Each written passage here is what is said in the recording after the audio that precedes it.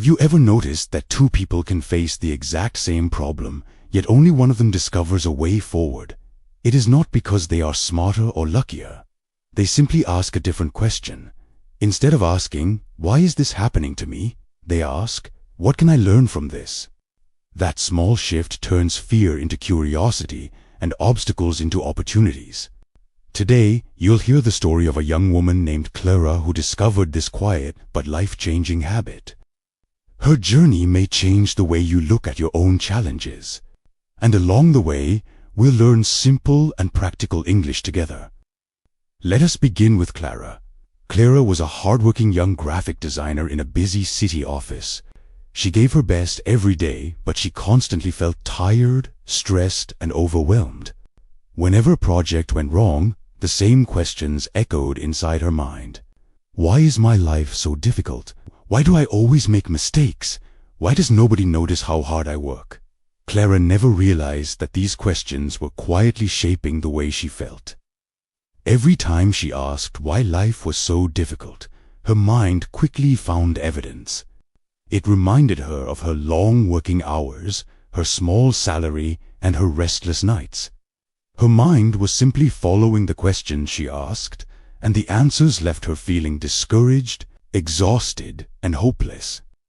For months, Clara searched everywhere for answers that might fix her life.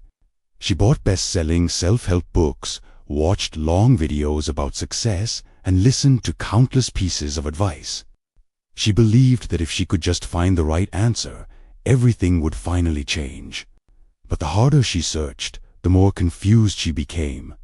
Then, one rainy afternoon, an important design project was rejected by a major client. Her manager let out a quiet sigh, thanked the client, and slowly closed the presentation folder. Clara's heart sank. Weeks of hard work suddenly felt meaningless. As she walked home through the cold rain, tears blurred her vision, and she searched for somewhere quiet to escape the storm. As Clara looks for shelter, let us pause for a quick moment. If you enjoy learning English through calm, inspiring stories like this one, please subscribe to English Growth Stories and click the notification bell. Our goal is to help you improve your listening skills while sharing meaningful lessons that encourage personal growth. Thank you for being part of our community. Now, let us return to Clara as she steps out of the rain. Clara wandered down a quiet street she had never noticed before. At the end of the road stood a small shop with a wooden sign that read, "Old Time Clock Repair." Warm yellow light spilled through the window, and inside dozens of clocks ticked gently together. The room smelled of polished wood and fresh herbal tea. Behind a sturdy wooden table sat an elderly craftsman named Mr. Harrison, carefully repairing an old wall clock. He looked up, smiled kindly, and said, "Good afternoon. You look like you've been carrying something much heavier than the rain. Please, come in and warm yourself." Clara quietly sat on a small wooden chair and let out a long sigh. "I'm just so tired," she admitted softly. "I work hard every day, but nothing ever seems to go right. I keep searching for answers that will make my life better, but I never find them. Why is life so hard for me?" Mr. Harrison gently placed his tools on a folded cloth and looked at Clara with patient eyes. "Clara," he said softly, "answers matter, but they can never be better than the question that creates them." He reached for a small flashlight resting on the table and switched it on. Imagine your mind is like this flashlight inside a dark room. Wherever you point the light, that's all you'll notice. If you shine it into a dusty corner, you'll only see dust. When you keep asking yourself why you're failing, your mind naturally shines its light on every weakness and every mistake. And before long, that's all you can see. Clara listened quietly while the old clocks continued ticking around the room. Mr. Harrison slowly moved the flashlight toward a nearby window where warm sunlight reflected across an old wooden clock. "But what happens if you point the light somewhere else?" he asked. "What happens if you ask, 'What can I do right now to make this a little better?' Your mind immediately begins searching for possibilities instead of problems. The room hasn't changed, only the direction of the light has." Clara sat in thoughtful silence. For the first time, she realized she had been pointing her own mental flashlight toward the darkest corners of her life every single day. Mr. Harrison handed Clara a warm cup of herbal tea and smiled gently. "You don't need better answers today," he said. "You simply need the habit of asking better questions. Try a small experiment this week.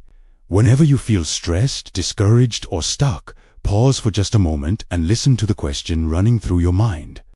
Then replace it with one that helps you move forward. Instead of asking, 'Why did I make this mistake?' ask, 'What can this teach me?' Instead of asking, 'Why is this so difficult?' ask, 'What's the next small step I can take?' Instead of asking, 'Why do bad things always happen to me?' ask, 'How can I grow stronger because of this?'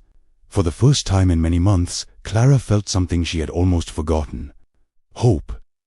The next morning, Clara arrived at work carrying a quiet sense of determination. Just before an important deadline, a computer error suddenly erased hours of her design work. In the past, she would have panicked and asked herself, "Why does bad luck always follow me?" But this time, she paused, took a slow breath, and remembered the flashlight. She caught her old question before it could take control. Instead, she asked herself, "What's the smartest step I can take right now?" Almost immediately, her attention shifted from fear to action. She remembered saving a draft copy on her flash drive just an hour earlier. Within 10 minutes, she had recovered most of her work. Clara smiled quietly. The problem hadn't disappeared, but her mind had stopped working against her. It was finally working with her. Over the following months, Clara made a habit of asking better questions every single day. Before speaking in meetings, she stopped asking, "What if I embarrass myself?" and began asking, "How can I explain my ideas clearly?" When a coworker achieved success, she no longer wondered, "Why are they luckier than me?" Instead, she asked, "What can I learn from them?" Little by little, her inner conversations began to change. Her confidence grew. Her work improved.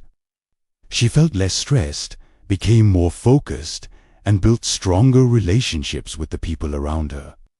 Clara discovered that wisdom isn't about having every answer.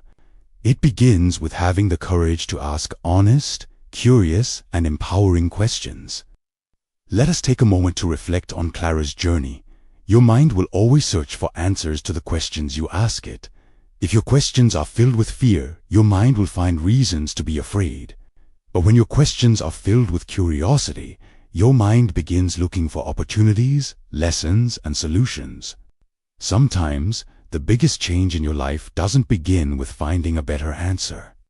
It begins with asking a better question. So today, I'd like to leave you with one simple thought. What is one negative question you often ask yourself when life becomes difficult? And what better question could replace it? Please share your thoughts in the comments below. Your stories encourage English learners from all around the world. If today's story brought you a little peace or inspired you to see life differently, please leave a like and subscribe to English Growth Stories. Don't forget to turn on the notification bell so you never miss another calm story filled with meaningful life lessons and practical English. Thank you for learning with us today. Keep asking better questions, keep growing one step at a time, and until we meet again, take gentle care of yourself.